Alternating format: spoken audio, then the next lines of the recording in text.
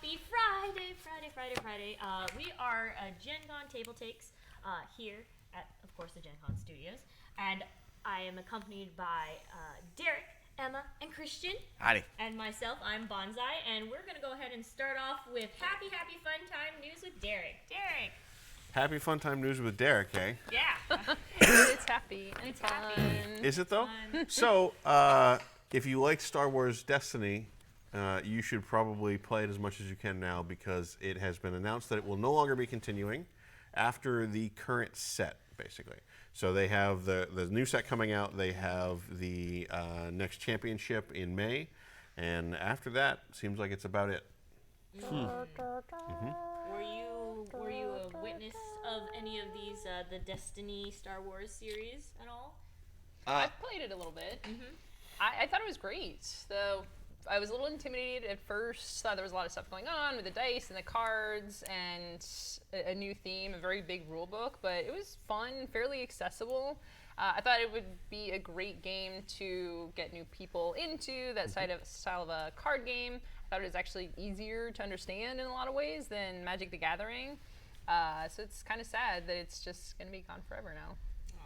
What about you? What do you think of ending a series? I thought it was gone already. No, you already. It was there. It blipped. It was there. I played it. It was fun. I was learning how. I played a couple of games, and then I never saw it again, or really even heard about it. Rest in peace, Star Wars, something. With the Destiny. Rest in peace, Destiny. Rest in peace. Well, it was red hot for a while. Yeah. Yes. Because, I don't know if anybody remembers it in the store, but when it first came out. Remember the standees everywhere? Yeah, when it first came out, there was a couple weeks, a couple months where people were just constantly coming in, asking for it. You couldn't buy it anywhere. It was just not available anywhere. That's probably why I thought it was gone. Yeah, and it seems like, I imagine that's probably what killed it. Like, a lot of people thought maybe they were trying to just, keep scarcity up or make it hard to get. But I think it just was too hard to get for people to play. I think it was interesting from Fantasy Flight as well to have a collectible card game, right? They're a little bit more known for the living card games. And, maybe it would have been better suited to that sort of a form factor. Because for me, getting into it, I bought the starter set. But I don't want to get into another collectible thing and having to get the blind packs, and especially for the dice, right? You might not just get the Darth Vader dice or the really cool ones for the deck that you wanted to build. So the form factor as well was a little bit tricky. And then not having enough supply to even make the things that you wanted to make. Yeah. I think they were trying to kind of balance or follow in the footsteps of Dice Masters. Yes. Which also died. And it's Star Wars but themed. It stuck around for a longer time, at least. The Force is all about balance. Yeah. There you go. That's your one. Sure. With this bad news, do we have any good news about Fantasy Flight to balance this out? Oh, they fired a whole bunch of people last week. Oh, but yeah, that's. Oh, that's oh, still that wasn't- more- that's not good news? That's not That's- good Sorry. news. Not good news. Fantasy Flight is a little all over the place. It is a little bit. That's like saying Hitler was a little mean-spirited. Oh my god. I feel like we have jumped a couple sharks on that one. Wow. Emma, you said you started talking about something. I do have good news from Fantasy Flight Games. They've announced Cosmic Encounter Duel, which is very exciting. Over the years, Cosmic Encounter released in 1977, and again in 91, and again in 2000, and again in 2008. About every 10 years, they have a complete re-release, Or new art. like a reprint you would do for a book that's been very popular. Yeah, Yep, yeah. yep.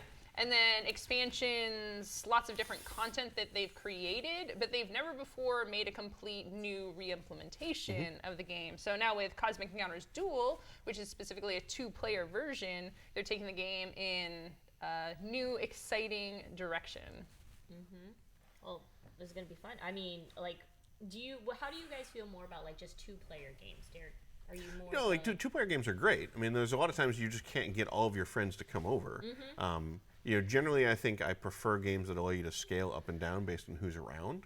But I also really do like very tightly designed 2-player games. Like Netrunner is one of my favorite games. Also recently deceased, but recently redeceased.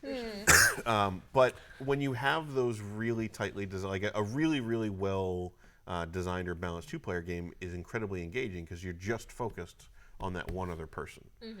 So I'm really curious to see what Cosmic Encounter will do with that, though, because the game's magic in a lot of ways Yes. was the ridiculous chaos you would get when you had all these weird combinations of alien races and civilizations and powers and stuff like that. Okay. And if you're going to boil it down to a 2-player game, it'll be interesting to see how they preserve that feeling. And it was a very social game because you would literally negotiate with people to come in and join your attack.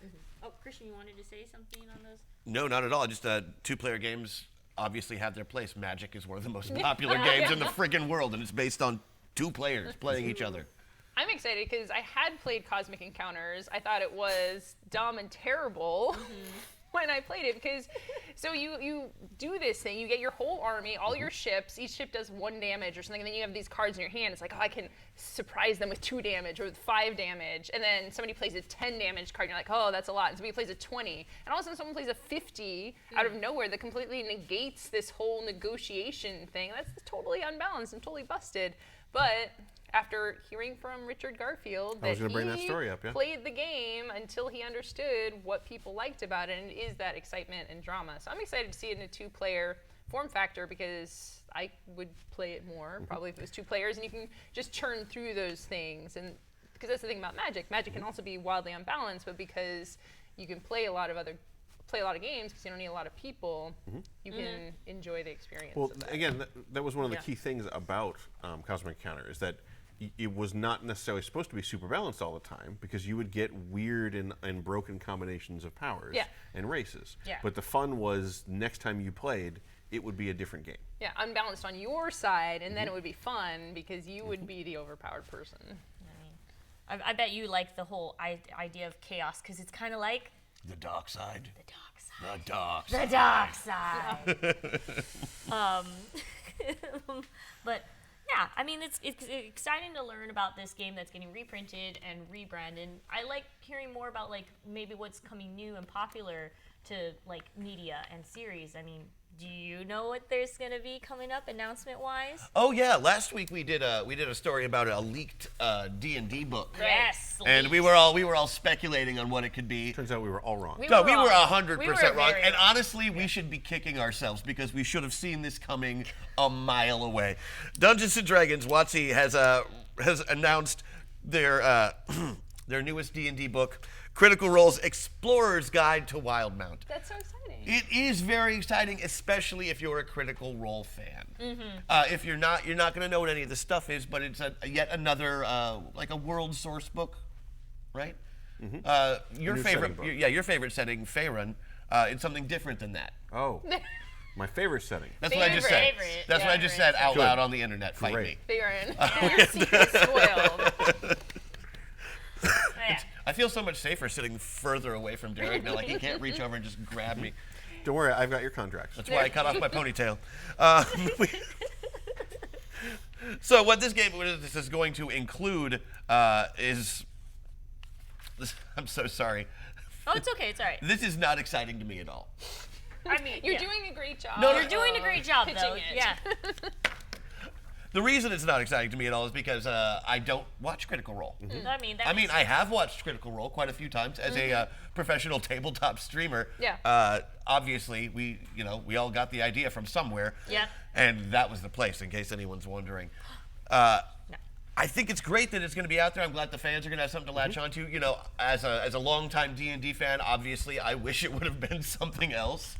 But only because I miss all of the old settings that used to be around. You and And I'm not maybe the- not half of the internet. And maybe like I'm not the only one. vocal minority. Some Yeah. people are getting very salty about the whole thing. Like I've been looking at some of these people really just saying some atrocious things about the game because they decided to put this out, which is it's going to be a great product. Yeah, Don't get me wrong. it's a great product. I'm going to buy It's it. just as valid. It's right. as Yes. any other D&D Exactly. book. just It's as good. valid. It's Like, going to be on my shelf. But like, I was less excited about it because it wasn't those old, one of those old ones.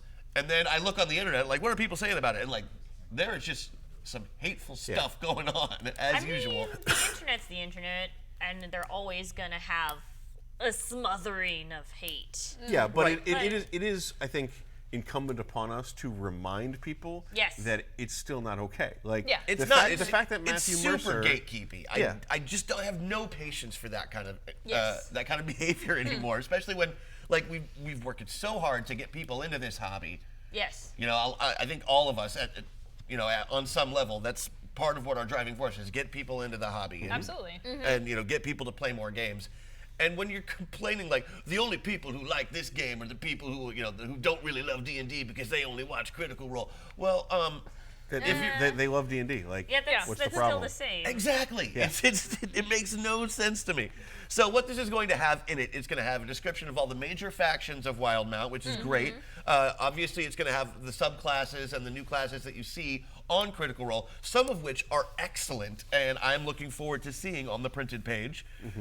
If you had because Matt Mercer did a whole bunch of the homebrew classes because originally he switched to D&D from his old Pathfinder game when they first started. So. Yeah. You're going to see some of that cool subclass stuff that you don't normally get to see, including probably they have the Echo Knight and his version of the Gunslinger, which is a fighter subclass, and all sorts of cool stuff is in there. So even for folks who are not into the setting Yes. or who have not watched the show, who just want new character Yeah, options, there there's going to be is fun. flavor aplenty. Yeah. Like there are character options for people who if they don't watch Critical Role, there are going to be some decent character options. The chronologists, the time mages. Time agents. Time magic mages. is so cool. So play with it. Yeah. Yeah. I So mean, yeah, there you go. I mean, that's it in a nutshell. The Explorer's Guide to Wildemount. It's going to be released, I think, March. 17th. Ah, yes. March 17th. Saint Practice Day. Yeah, Saint Practice Day. What? What? Oh, that's the 17th of every other month is Saint Practice Day. Well, that's a new knowledge. I didn't know There you about go, that. yeah. I've now achieved new skill level. Wow. Yeah. That's Level up. St. Level up. Patrick's Day is March 17th, also known as Amateur Night. Ah. You gotta wear green, right? Especially if you're in Ireland. Nope. Yeah, no, I know. That's not real. Yeah, we made that up. We made that up. All right, but yeah, on more more news about how these tabletop shows have been becoming more and more mainstream media.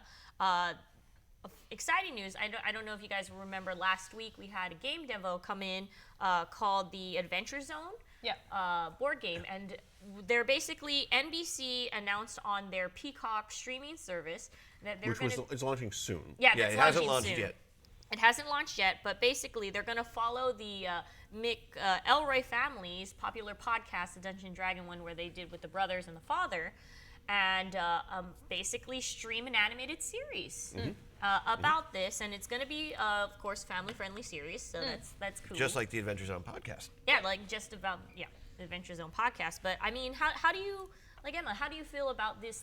I know you're not too much of a role player, but how do you feel about these shows, potentially even Christian's show could become an animated series? I'm a role player. I'm getting more into it, trying out more things. We just took a break from our D&D campaign. We're doing Monster Hearts now, so Monster Hearts is real good. Yeah. I haven't played Monster Hearts. You'll have to tell me about this later. super fun. I'm doing the Flake, who's the person who's basically Charlie Day Okay. from It's Always Sunny. just It's a- like it's all connected. It's all connected. You're putting your ropes. I have a skill that's putting the ropes on the board to connect the dots. That's pretty cool. That's Yeah, nice. it's all investigating mysteries. Is that Anyways, Apocalypse Engine? Yeah. Okay, Oh, that's why it sounds sounded exciting. familiar. So like- Adventure Zone podcast, I'm interested to see if they take the episodes and try and just clean them up a little bit and do the stuff that's already been done, or if they're making entirely new content for the animated series. when you've got a writer on it like Adam Higgs, who's, Yeah. who wrote a bunch of Orphan Black, you're probably going to do some rewrites. Yeah. I think you don't hire a guy like that on it. And Peacock, the streaming service from NBC, is looking to make a name for itself really fast. Like they just threw a couple $100 million at Seth MacFarlane for him to jump ship from Fox. Yeah. Oh wow. So they're obviously interested in investing in the service. Yeah. It's interesting to see, though. I mean, Disney Plus made $1 bajillion. They have everyone's money. They have my money, which I swore I would never pay for a streaming video service, and I did to get that sweet Boy Meets World goodness coursing through my veins. Also, The Mandalorian. Yeah. But it'll be interesting to see. This is great for Adventure Zone. You know, how many people are going to go to NBC though? I mean, it remains to be seen. Well, so I mean, that is an interesting question of whether they will be animating them playing, kind of like a Harmon Quest thing, or kind of like there's a lot of McElroy Brothers animation out there. A lot of their fans make animation of you know, my brother and me, like just very short clips that are widely shared and that's kind of part of that culture. So it becoming an animated series makes sense. Yes. But it will be an interesting question, you know, when they have writers on or when they're developing stuff. Critical Role's animated series, I think, is presumed to be a more kind of scripted, traditional thing. Yeah. I wonder if they're going to take that in the same direction. But, you know, with Harmon Quest success, with Critical Role's huge success in Kickstarter for their animated series, it does kind of make sense that some big company with money decided to try to figure out a way to get into the market too. Yeah.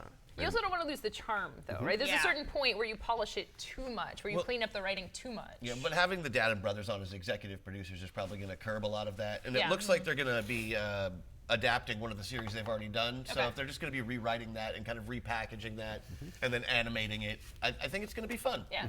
Like if you enjoyed the Adventure Zone, there's no reason you wouldn't want to watch a half-an-hour episode every week. Yeah. I mean, if you enjoy like a service, but I mean, from Chat's point, they're also like, you know, a lot of them like the writer that is from the Orphan Black, and then they were saying like at a certain point, is there too many? Like this is just the devil's advocate kind of. Is there too many streaming services? Yeah. Well, I think the answer is We're not yes. going to be getting any less of them, though. Yeah, we're not going to be getting any less of them. Yeah, the answer is yes, and also like that is well beyond our domain of hobby games, of figuring out like how to make all the big streaming services work together at my budget level in a convenient package that I want to use, so I can just search like And there's all of that. There's more and more ways to do that, though. Yeah. And I think if you're gonna like jump on a brand new horse like we did with Disney Plus and then be pleasantly surprised by something, that does nothing but good things for the Peacock service because you know NBC is owned by Universal, so they're gonna have a huge collection of whatever they have on there anyway, right? I mean, you're gonna get a lot of Universal pictures in addition to all this fun new content. Yeah, I just love having anything more nerd stuff on TV. Exactly. I think it's excellent. Just like pile it in there. There can never be too much. Like, what if like, how would you feel if there was just a service for people like, you know, like all the Tabletop series and animated series for all the nerd stuff. Check out the For the Fantasy nerd stuff, Network. the Fantasy Network. Check out the Fantasy Network. It It's all there. it all It's boils down to what is the selection. And all my stuff's on it. So So like good. speculating about what kind of streaming service we would like. There could be maybe even a Gen Con streaming service. I think that's called We're on Twitch right now. Oh.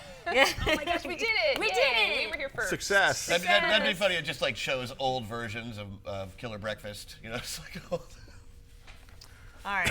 Well, on fun news for local Seattle people, we got some fun things that you can go ahead and get for limited time services. Emma, Yeah. you got the scoop? lattes. Well, Oh wait. the bigger news is Theros Beyond Death is here, at least digitally. Yes. So physical paper release doesn't actually happen until next week, but we're doing the pre-releases this weekend, and as part of that, Magic Arena has started releasing the cards early, so you can actually get in there, do sealed, start making decks with the cards, which I have done. But to clarify, pre-release is also happening at stores. Yes. So like you can do physical pre-release still. Yeah, Okay. yeah.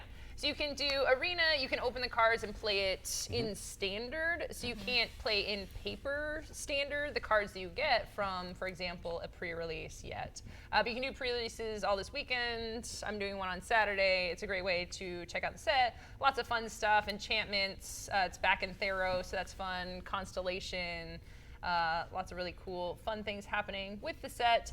But for the local news, Yes, sorry. Zippy's Giant Burgers is getting a Theros tie-in. You probably haven't heard of Zippy's Giant Burgers because we're all from Seattle and none of us had heard from it, heard about it. I don't live in Seattle though, so Yeah, well, Well, you can go ahead. What is Zippy's? it's basically a burger stop. It's a burger shop.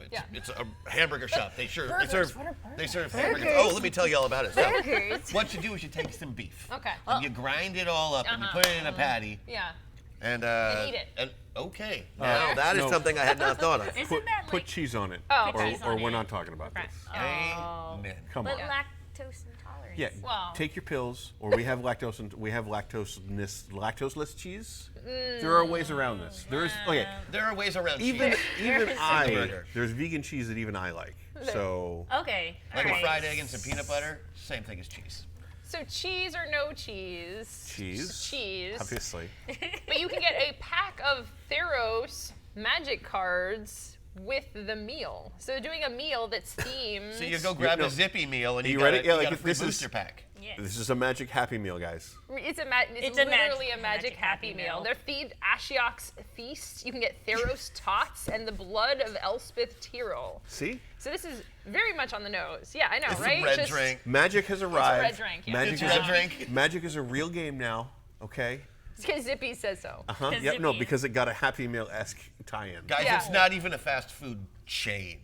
Yeah. But it's There's only two. You there's said this a one in step- Spokane. Yeah. Right? There's Yeah, two. Yeah, there's There's probably two of more them. than two. I just wouldn't really call it Fair. a chain, you know? I mean, but like this is a stepping ground a for chain when link. what if McDonald's picks it up and then you get Well, with the animated series is coming. right? Yeah. It's the- Well, then we'll know that the game is ruined forever.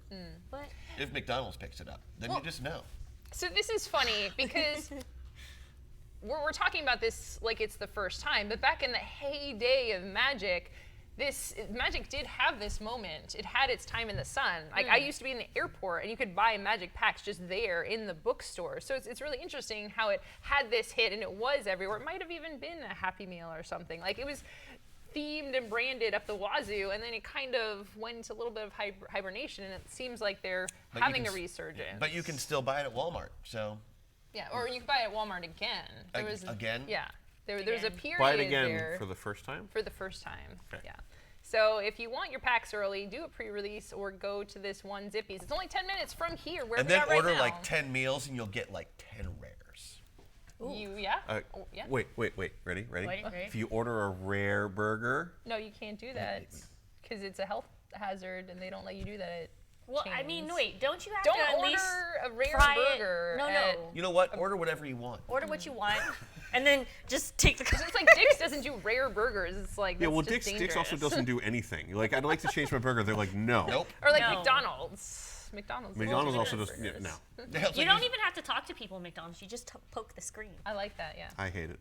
Anyway, Yeah, so get a branded box, get a pack, and it's fun and silly. And also Theros is great and fun, so you should check it out. All right. Oh, hey, Derek, I noticed you had that book on the desk Yeah, I don't know there. if you can see Really? it on camera. But I don't even. Can you see it on camera? Is it too? is it can too? now. Is it too big to be seen is on the- camera? Is it Ah. too big? What is this honking improvised weapon you have? So on the theme of everything that is old is new again, and on the theme of you making everything a weapon. It's a It could be. It's just. It's not, a big book. It's a big book, it's but a you big can book. bludgeon I want to see somebody, these. but not. this I want is to a see these tome of improvised knowledge. weapons demonstrations Improvised more than anything.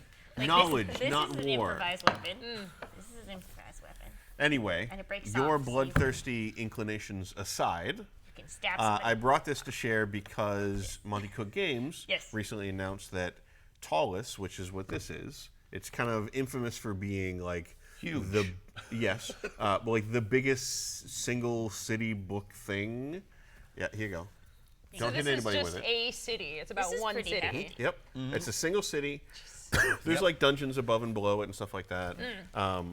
The kind of like the famous tagline was that this was the first book that was like, hey, what if? Okay, so take all the D&D rules. They're real. What city would develop with those rules? Hartford, Connecticut. Yes, there you go. So That's a It's fast a answer. story here. So like you have this giant spire, you have a bunch of adventures going around, above, below, inside, around it, things like that. It was kind of set up like a travel guide, so it was organized a little bit different than a lot of other If setting anybody books. bought this, it's a travel guide though. Well, but Welcome to Because your normally it's house. like a pocket guide to Italy. Like Yeah. this is for a giant. yeah, but even like think about the pocket guides. They're still a lot of times They're like big. that thick. Yeah. So, but the big news is that was for 3rd edition, Ew. and Monte Cook Games has announced that they're going to do 2 new editions of this. One for D&D 5th edition, and one for Cypher System, which is like their in-house system. Yeah. There's an ad for Dragon magazine in the back of this book. Old times, man. Okay, so we should talk about my pertinent interest. Tell me about the culinary culture of Ptolus. What kind of restaurants do they have there? And what kind of food lot do of they them. serve? Really? Yes. Many. Good. I'm just glad. wanna I'm read glad about we've the sold you food. Well, on there's this. a No, lot no, of- there's a think if a restaurant's really good, it has a couple of Michelin stars. Ooh, the Griffin, Tavern Row, another Dad joke. mainstay She's of too Tavern into it. Row. The Griffin is both a tavern and an inn. Oh, All right. Well, so we've sold one person on the new book. yeah. So I mean, we could also just do a campaign here. You know, since we have the book. Only we had a fearless Wait. Do you want to leader do a here. campaign where you're all like Tavern cooks? secret shoppers who go around reviewing the Eating different? the restaurants. Yes, told I you. want to play that game. I told you I want to that would design be the this best. role-playing game that's all about going That to restaurants ties in and eating exactly the to delicious what I was food. talking about earlier. This It would be aligns great. with my interest 100%. Wow. We could So- be... A group of adventuring secret shoppers. Oh, I love Just it. talk about the Chat- stuff that we buy and all the food that we eat. I give this Whatever like, my try character the is, I'm crab naming trick. it Karen. Karen. Oh. Be gone, We Karen. have a paladin named Karen. Summon So- manager. I think the I key, am thy manager. the I'm key here. question for me is I want to know how much they're going to rewrite or update or change over time. Yes. Versus how much they're just changing the They're rules. converting it to 2 systems. Yeah. It's going in. There's going to be a Cypher System version and a 5e Dungeons and Dragons version. How much more flavor text do you want? It's already 700 Yeah, pages. but I've already got the 700 pages. So you Are, want are they like, just using the same content and updating the rules? No idea. That's what I'm curious about. Derek wants to know if he has to rebuy the book. Yeah, basically. Yes. We're being about. I mean, or I've just played do a home this- conversion. Yeah. I've played both before, just as my little like penny in the pond. I don't know what the saying is. That's great. I Yeah. think Great. Penny in the Pond Your is what 2 we're calling it cents. from now Yeah, on. my 2 cents. Sorry, not penny in the pond. But the Cypher system might be more story based, and the 5th edition might be more like if you want more punchy. So we. I think they both lend themselves to punchy pretty well. Really? Yeah, I think so. You think so? I mean, don't- Cypher System is pretty story based, but 5th edition D&D is It's not super definitely crunchy. Yeah, it's not super crunchy. It definitely leans towards that story. story based versus. Does it have mechanics for eating? That's Which what has- I want to I know. Which think has I think mechanics a for question like that suggests that perhaps we don't want to play this cat RPG that you're talking about, where it's like, okay, roll to see if the food stays in your mouth. It doesn't. Oh. No, just Lose like, 2 litter pieces. roll for flavor. You know, Yeah. is this the most delicious food that you've eaten in your whole entire life? Yeah. So Why do I have to roll to tell if the food is delicious? Shouldn't the Because- cook have to roll to make it delicious? Well, no, it's Do your we- perception. do we of have the a food. poison? Your Oh. taste buds. That is the yes, that is if- the most selfish sounding game I've ever heard of. If you're completely lost. Solipsist. The only thing that matters is my perception of the flavor of this food. Yeah, if you're completely lost on what we're talking about, True. Emma was trying to pitch us with a cat RPG. Where you play as a cat. Yes. There are a lot of excellent cat RPGs out there, so this isn't a new concept, but one in which you play as a cat who's just a normal cat. A house cat. A house cat. Or an So, outdoor cat. I No have- powers, no mysteries. I no... have 3 cats Yeah. who don't have powers, mysteries, or really a whole lot of brain cells. Yeah. Yes, I can just exactly. hang out with them. I don't need to roleplay as them. And Or if you I don't do, even want to hang out with them for too long because cats are dicks. or if I do want to roleplay with them, I Dogs. just Team lay dog. down and they Team climb dog. on top Team of dog. me. Dark side. All of this is excellent. Dexter likes the Yeah. yeah, I'm sorry. right. We got completely off the rails. Sidebar. Emma, can you please put us back on I will these put tracks? us right back on the tracks Yes. with an announcement from Privateer Press about new combatants for Riot Quest. So Riot Quest is a game that you've seen here on the show before. We've showed it off a couple of times. We had it at Gen Con. I got to play it. It was lots of fun. And we had it on here. We had them talking about their new characters. If you haven't seen it, it's a Saturday morning cartoon minis game. So it's meant to be a minis game that's very accessible. It's a little But bit like a MOBA. No real Saturday morning cartoons were harmed Were in the making harmed. of this game. No harming. Not yet. Not yet. Very funny characters, very fun. People have talked about playing with their young kids. So that's the framing of this game. So for the new characters, very excited to talk about this. We have the 4 Horsey Mans. Horsey man. A fight class hero wields the unique weapon Apocalypse. Yes! And that's not a mispronunciation. That's why I wanted to cover this. I just got to say that Apocalypse. Yeah, this was very much a headline of. I wonder when I'm reviewing the agenda. I wonder why they all nominated it to a must cover. Yeah. And then I was like, oh, that's right. Horsey Emma wants it. Mans. Because it's adorable. They're It's the riding the horse sticks, right, Bonzo? Horse sticks. The Hobby Hobby horses. sticks. Hobby Guys, horses. Hobby No, horses. horse It's just the sticks. head of the horse on the stick. Horse sticks Sticks. That's what I just said. Sticks. Yeah, that's why we call them hobby horses, because if you say horse sticks over and over again, it sounds weird. So 4 Horsemen is one of the characters. Flubbin, who is the little sister to Gubbin, who the goblin character. And the littlest sister, Nubbin. And she's interrupting movement and has some fun stuff about her. And then there's the Wasteland, who's a rogue class hero, is basically a ninja character. Deflectability offers enemy targeting near him or an ally, makes people shoot themselves. So the characters, if you get a They're chance all cute to, except for the one that makes people commit suicide. yeah, Yeah. little dark there. But if you want to check out the looks of the characters, you can get a great feel for online. They've released the models as well. And so. when you were talking about it being like a mobile, like, you kind of build a team. You build like a stable of a couple heroes. Yeah. You have some in the arena at a given time.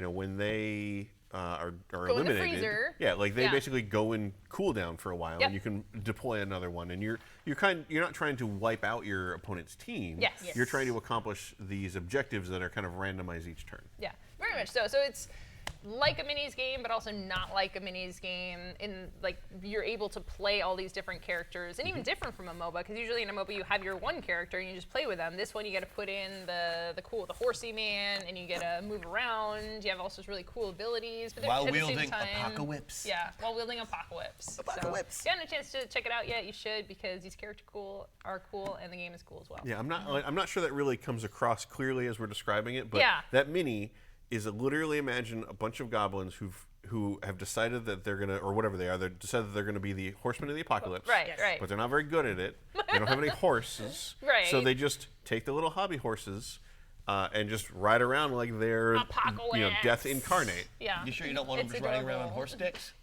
Probably not. Okay. No. But yes, oh man, I think, was that all of our headlines? Yeah. So that means drum roll for the bundle boss.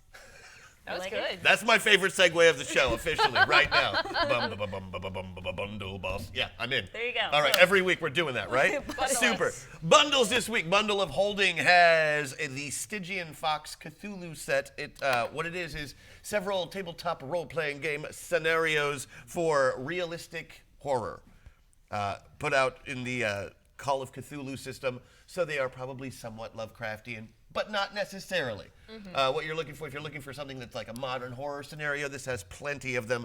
The starter is $7.95 for a book of contemporary magical places, which doesn't put it in the too realistic setting because, magical places. Wait, and this is also realistic with huge tentacle monsters. I didn't see anything about huge tentacle monsters. Oh, Cthulhu, isn't that what Cthulhu is? Not always. Okay. Yeah, he That's is more- an that's- eldritch horror. That's more Cthulhu cosplay. Okay. All right. I mean, Derek, would you want to? He can be your worst fear. So if you're clearly you've got like a tentacle thing. That's probably what you would see. Anyway, so for $7.95 you get the Book of Contemporary Magical Places, and with a bunch of scenarios.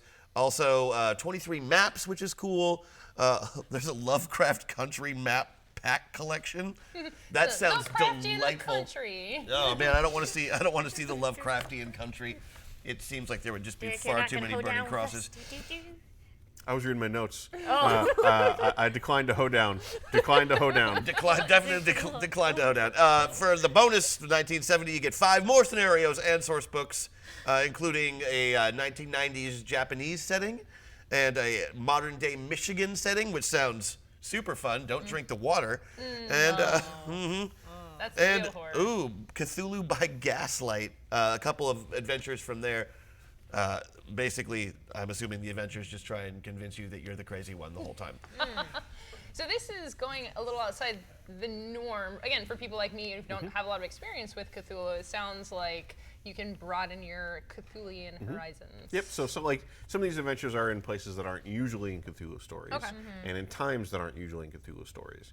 And I think a lot of this material is useful for pretty much any modern occult. Yeah, game. if you're doing a modern setting of any kind and you are trying to keep it somewhat based in reality and have like a touch of horror or magic in it, these are probably great for you. Like I backed a number of Stygian Fox Kickstarters, like the Book of Contemporary Places and Things and People. I think were a couple of different series they had, and I backed those those with the intent to use them for unknown armies, for example. Oh, there you go. That'd be a great idea. These will work for just about any game you've got. Although the first ones are initially written for that Call of Cthulhu game.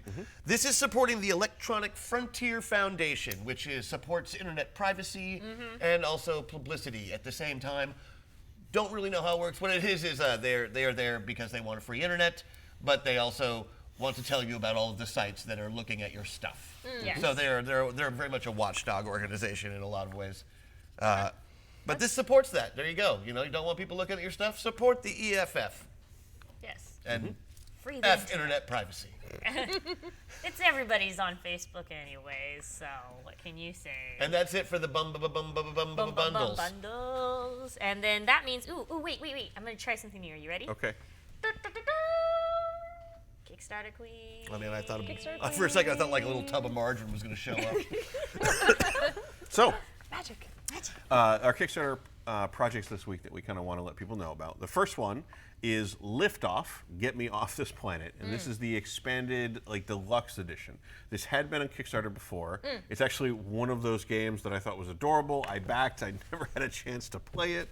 But now it is back in a better, a spiffed up version. Yeah. And now you can have 2 unopened boxes. There. Only 2? Only 2, sir? If only. That was a real laugh. Yeah. So this is, I guess, the flippant way to kind of describe this game would be it's Pikmin the board game. You're going around this planet trying to rescue as many of your little aliens, get them off planet before everybody else does. Yeah, you're allowed to be flippant. That explained the game to me perfectly and concisely, and that's what I need when people are describing Kickstarters. I feel like you're foreshadowing for the future. I might be. It might be foreshadowing. Yeah. But yeah, Planet can explode, save them. It's adorable. Definitely cutest Kickstarter board game of the week that we have. Is here. it? Ooh, is that official? Yeah. I was wondering which was going to official. win the title. You were right. wondering. You were unsure. Is there another if contender? it wasn't the. No. World War II Commander takes. Oh. God. See, this is why I don't trust you to know when things are cute. I second the cute movement. Yeah. I mean, you also how do you feel about these games that are being reprinted as a game designer? Yeah. How do you feel about these games that when it first came out, maybe this was 6 years ago? Is it that far? 5. Yeah. Oh, Yeah. Funded was released in 2015. So Yeah, 5 years ago. 5 years ago. Yeah. Do you like these new releases with updates or anything like that from your perspective? I think especially for a smaller company like Pencil First Games, Edo is pretty well known in the community, but it's still small, relatively compared to some other things. And it's very easy for some people to miss it the first time, or for some people to have played it. This is not a game that's really been, I don't know if it's been in retail, it hasn't been widely in retail. I haven't seen it in retail before. So it's not something you might have played, your friends got it, they showed it to you, that was fun, how do I get it? I can't really purchase it. So having it come back around is giving a second chance to people to buy it. I like that it bucks this idea of the hotness factor, where if you don't sell the game or buy the game within the first 2 weeks, if it isn't a complete success and an evergreen in that tiny window of period, it's never going to be a thing. There's a lot of great games that have a slow burn, and it seems like with this, it's got a lot of great stuff going on there. So it seems like a really fun thing. I think people should check out. Yeah, that was a thing that always bothered me about video games is they've over the past 10 years or so have very much become it's release weekend or not. Yeah. Or it's a continuing. This game has to be sold forever. You have to buy. There's a lot of. We just don't have the whole. We're going to put this game out and support it and promote it for a while to let people find it. Yeah. And some of that has certainly creeped into board games. So I'm always happy to see people bring something old back. That's one of the reasons that I love restoration games. Okay. Yeah. Because they've been bringing old games that need a new kind of coat of paint or need a new chance for people to enjoy it. Or haven't been in print in 30 years. Yeah. Where this was it out of print when they're re-releasing it? Can you still get the original game? I haven't seen it in retail. I haven't seen it around at all. So my understanding would be, and especially for knowing about smaller publishers, how they do it, they will print a release for 1,000 copies of the game, 5,000 copies of the game, go through all of those, and they won't want to print another 1,000 copies on spec. Right. That's why they come back to Kickstarter. So because that makes this know. release actually good. Yes. I mean, no matter which way you slice it, this is something that the game needed. It gets an update to the game, it gets a little Yeah. polish on it, and it's a brand new brand new run of printing. Yeah. So I also love doing a minimum viable product on Kickstarter, so you don't necessarily go in for the fan. You have the fun mechanics, you have a good quality product, and you say, hey, people like this. Now I can invest a little more money, knowing that it's now a I can pay a success. decent artist. Here we Yeah, go. Yeah, you know, like- All right. Cool. So that has 3 days left. 3 days. If rescuing adorable meeples on a planet about to be destroyed appeals to you, which apparently does, it does. actually. I wish that was my real job, Derek. Okay. Right? I want to Yeah. rescue adorable meeples. Yeah. From planets and space, have a little spaceship go around. Hey, Well, now you have 3 days to live that dream. There you All go. right. Live it. So the next Kickstarter we have is World War II Commander Battle of the Bulge. And this has 4 days, not that bulge. It says 4 days left. This is a very serious World War II war game simulation thing. Yeah, this there is are serious. serial guys. Super Yep. sterile. There are cardboard chits that you'll be moving around the board. This is a 2-player game. I think the thing that struck me most amusingly is there's a big graphic that says complexity low, and then it lists the scale of time, space, and units. Yeah. Yeah. Which, I'm sure if you were immersed in war games, you're like, yes, this lets me know that it's very a very simple game. Yeah. But if you are not, you're like, It's like, those are things? oh, this is one of the short ones, like 1 to 3 hours. Well, Yeah. Yeah, it's like each of my little pieces, it represents a division instead of an army or an individual unit. So it makes it very clear to people in the know. So, I think this is a... but at least it's a new subject that we haven't touched on with games before, which I like. Really? Oh, really? Is that how you characterize it? Isn't this the very first World War II 2-player war game? Battle of the Bulge. No. First one that's ever I'm been sorry made before. Are you ready to receive this information? Yeah, I should. Well, think of it in the bright side. There's a wealth of them that you can go explore about generally Americans fighting Nazis. Yeah, who are the most important people in World War II and suffered the most losses and had the most casualties and suffered the most. Well, so I think what we're incorrectly dancing around is the game industry's kind of obsession with America great, Nazis bad. Neither which Well, are I think wrong. American game designers, Yeah. absolutely. You know, the Normandy was a big win for the U.S. then. You know, they had only just gotten into the war after avoiding it for several years. Yeah. And this was like, hey, everybody, we're coming to save you. I mean, that's what we want to do, right? yeah, be the heroes. Yeah, Heroes. of course. There's tons of stuff about Normandy. It's nice to see but like the Battle of the Bulge, that was a German offensive. Yeah. So I think what we're getting at is just the range of games that are covered in World War II games, or the range of parts of World War II, the aspects of it that are covered in games, tends to be a little bit focused on just the U.S. or at least like the U.S. British kind of perspective. Yes. Yeah. We were just talking before the show about how Shut Up and Sit Down just did a review Yes. of Undaunted Normandy, which apparently is a fantastic game. And their biggest criticism was that it's another game about Normandy and not some other aspect of World War II that maybe has not gotten as much attention. Yeah, we Yes. can't take credit for seeing this because it's really the shut up and sit down people who pointed this out to everyone. How, for example, you should definitely watch the video because I learned something from it. How many people from India, how many millions of casualties, and how they volunteered to be in this war. So there's Not even having a dog in the fight, right. Yeah, Yep. there's a lot of except England. for board games, a lot of times it's mechanics. Like there's people want to design the kinds of games they like and the kinds of games they've played before. But it's just we want to take a moment to call out and say like, hey, we should check out some of these other things Yeah. as well. And there are tons of other games about. I mean, because there are so many World War II games. I mean, even as basic as as Risk, Axis and Allies. Yes. Those weren't just about the Americans winning Normandy. There's tons of them out there, and like the whole Russian front. I mean, that's one of the biggest, scariest parts of the war, which with the most casualties. I think the presumption for a lot of publishers, though, is that if they want to sell big in the U.S., Yeah. That you the have U.S. to- has to be the protagonist of the story. And I would like our community To Can the To be Allied ready for that forces not be be. the protagonists of the story? That just seems like they don't all have to be American. I know. That's Yeah, what yeah. I'm saying. Is I would like our community to And then be there's also- open to those kinds of stories And- Well, yeah. y- and eager for them even. For the India thing, for example, if someone had published a game before the shut up and sit down video, say like, we're going to talk about the Indian influence in World War II, a lot of Yeah. people, me included, would have been, oh, was India involved in World War II? Which is terrible, right? For me to Yeah. not know See, that. I would have just, even like if I knew nothing about history, I would have assumed they were involved because it wasn't called Country War II. Right.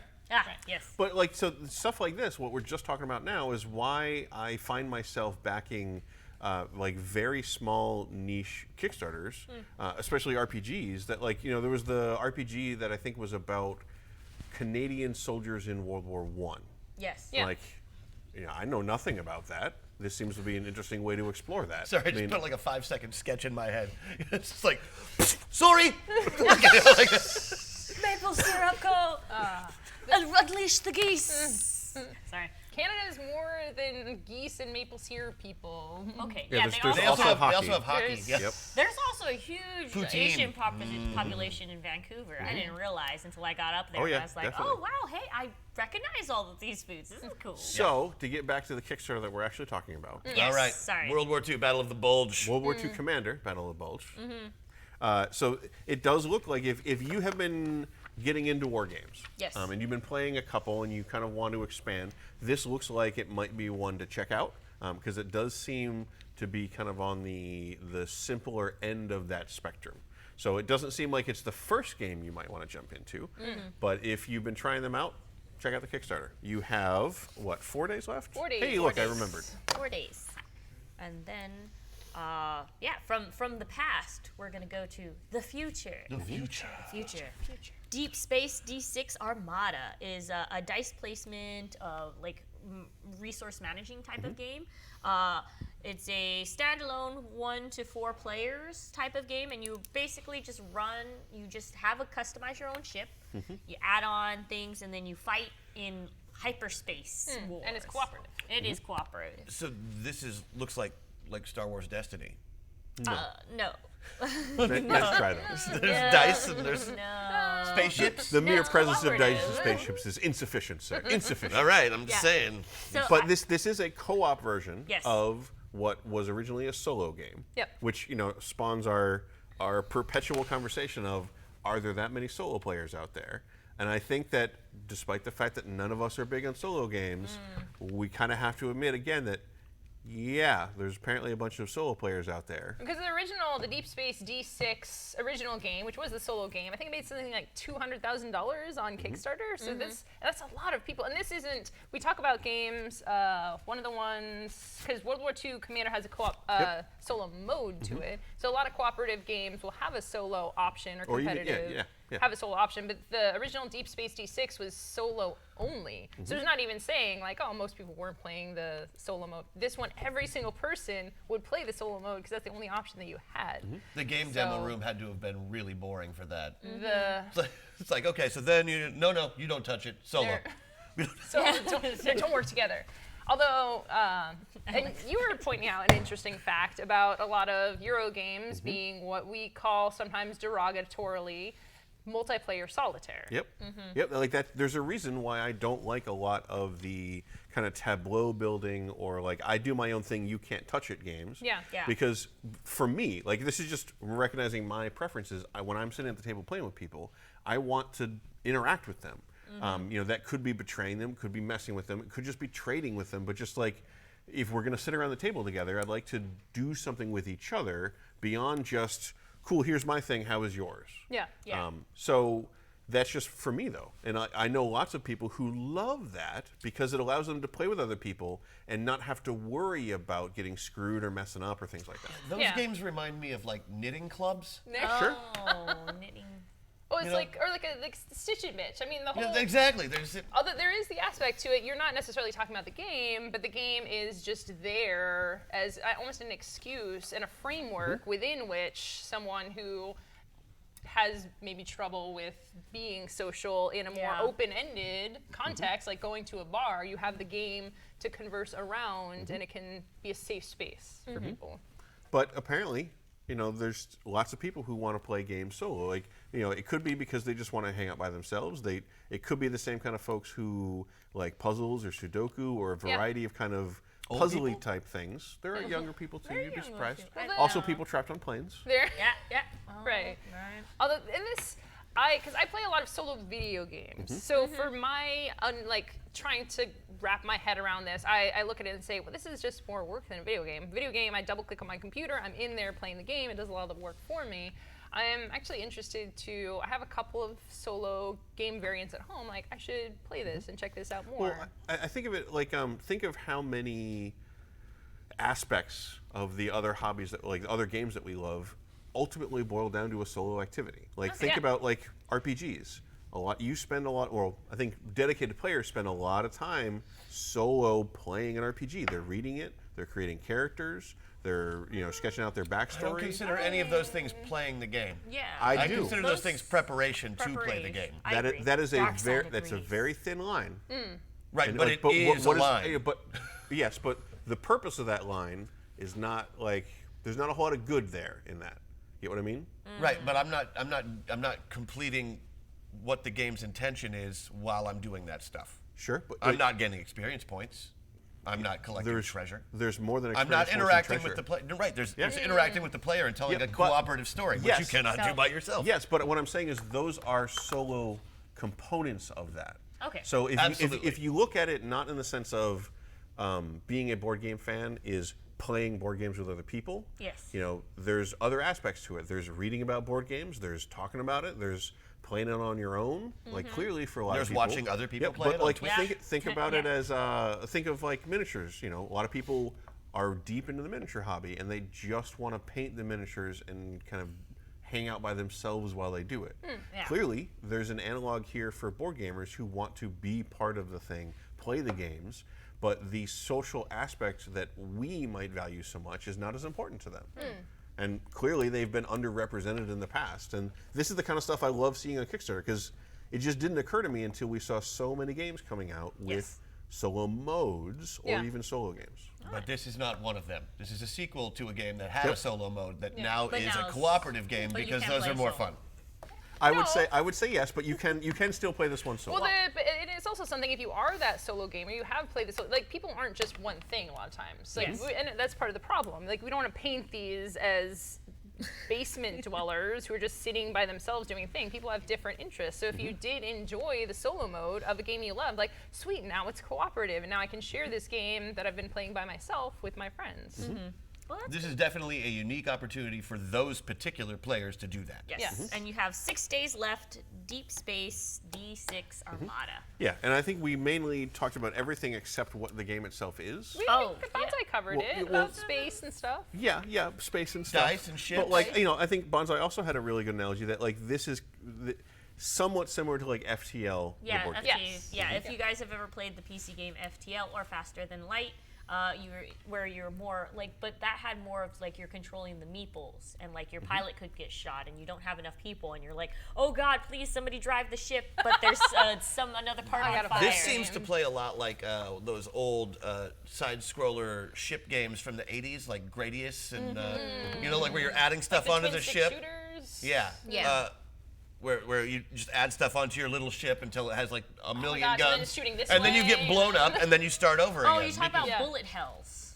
Kind of. Yeah. Yeah, a little Yeah. bit. Yeah, but like you're able get to the assemble a jet crew. tools. You upgrade your ship. You're kind of going on space adventures in Yes. this one. But yeah, So again, 6 days left. 6 days left. Now, I'm going to go ahead and introduce a game that I am excited about, but I will go ahead and give warning to this tale of this Kickstarter tale. So what also has 6 days left is called the Almanac. Almanac. Almanac. Almanac. It's like almond. You don't have to say the L. Until it hits the ground. Is that Until- what it is? Yeah. It's like Almanac. almanac. Yeah. Almanac? Almanac. Yeah. Almanac? Yeah. Almanac. Okay, words? Yeah, All right. Yeah, The Dragon Road. It's a game that is about traveling and trading. I suppose you are merchants on this Dragon Road and trying to trade for the best goods that they have. It's in the fantasy realm. I am very excited about resource managing and trading games. The only issue that I have with this Kickstarter, and this is not just necessarily to bash it, it's just like, hey, could you put your information a little bit more up front for people who are What is the game about? What is the game about? What exactly, specifically? So we had talked about... And tell me in 2 minutes or less. Yeah, Yeah, we tell talked me- about liftoff. You're getting your people off the planet, and the planet's going to explode, right? Yes. That's not that's 10 seconds, right? And I know what the game is. And this one's kind of like, it's like resourcey. It's and resource And management storytelling-y. and Yeah, storytelling. Yeah, it's very much got a role-playing game component into it. Yeah, but the only way to get really some information about the game is you have to watch various different YouTube videos that are like maybe 45 minutes long, and I just kind of, as a person who just wants to look at something, like I need my information very quick. Yeah, is it cooperative? Is it competitive? How They many created a players? whimsical fantasy realm called Baloria. Yes, but I mean, like it's still Pictures even are with, nice. I mean, that does make sense. Pictures are beautiful. Yeah, like are. so it's one of the things skimming through it. Yes. It seems like it's kind of like a board gamier version of say Ryutama. Yes. Or some other RPGs that are where you play merchants and you're almost as much focused on trade as you are like combat or story. Right. So maybe that's what it is. And but whoever it's wins not like clear. the bidding war basically is to choose who gets to pick the next chapter. Yeah, because it's Yes. in a book format. I Right. don't think we mentioned that it's doing stuff like a lot of great games, Stuff Fables, Quirky Circuits, where you have the book that's actually the It's- maps instead of yeah. having a more traditional board. It's so that's what also drawed me to the game, because it's a choose your own adventure type of game in the book. So that is exciting, and it does have a backer who helps develop the game is Scott Elms, if you know from Tiny Epic Whatever, this kind of game. Oh, or, good you old know. tiny epic, whatever. Or, I mean, no, I didn't mean that. I meant Tiny Epic Galaxy. Tiny epic galaxies, Tiny Epic whatever. epic quest, tiny epic dungeon. I read that before it clicked into my head what I was actually supposed to say. Yeah, well, so this game is designed by Scott Elms. I'm sorry. Hungry. Coming soon, tiny Yeah. epic, whatever. I mean, just Not Tiny wrong. Epic.